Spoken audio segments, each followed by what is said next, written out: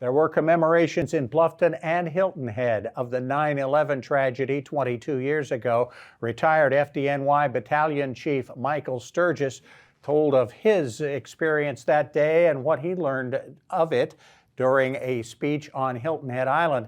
With more on all of that and what went on the island, here's Joe Keith.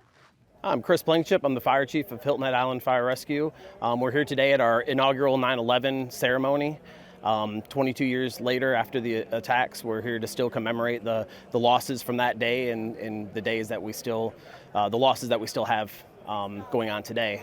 We had our keynote speaker, Mike Sturgis, a retired battalion chief from FDNY, here to tell his story about the days leading up to that day and then the years past since the attacks. Our ceremony today is held at Veterans Memorial Park here on Hilton Head Island. It's a town park that is a beautiful venue, kind of an amphitheater feel, and it's just a perfect event space for these kind of ceremonies. After completing my search, I notified that the rear bedroom was empty and high-pressure water from a hose line could be heard whacking against the walls and ceiling of the apartment.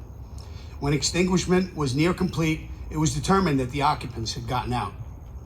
3 firefighters, including myself, sustained minor injuries that would require a brief hospital visit and some downtime. The FDNY was scheduled to give the promotional exam for lieutenant in October. That did not happen. Eternal rest grant unto them, O Lord, and may your perpetual light shine upon them.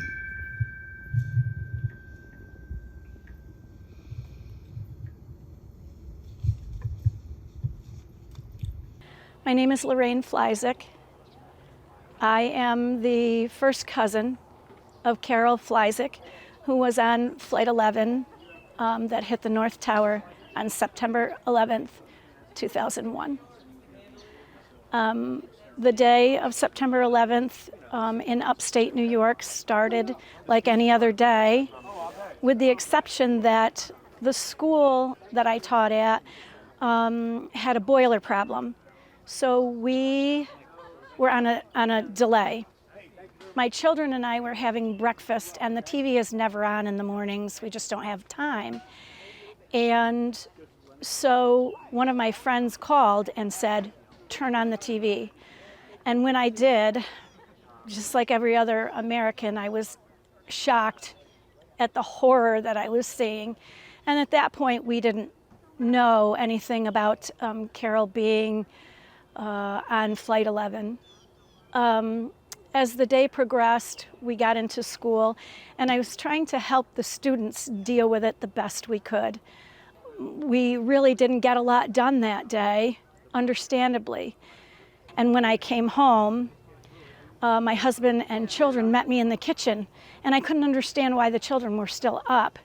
And my husband said that my mother had called and told us that Carol was on Flight 11 that hit the North Tower. I remember next being on the floor of the kitchen with my children and my husband cradling me. We cried for what seemed like 4 days. And then we stood up and brushed ourselves off and went into survival mode. I'd love to tell you about Carol. She was effervescent. When she walked into a room, she lit it up.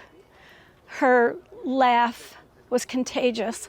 Her smile was like the sun. She was the center of our lives, and we miss her dearly.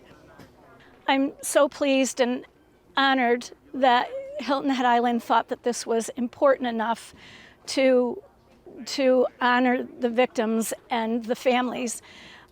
My family can't do enough to keep Carol's memory alive, and if this is part of it, then I thank the government of Hilton Head Island. I thank the fire rescue of Hilton Head Island for thinking that this is important enough to people.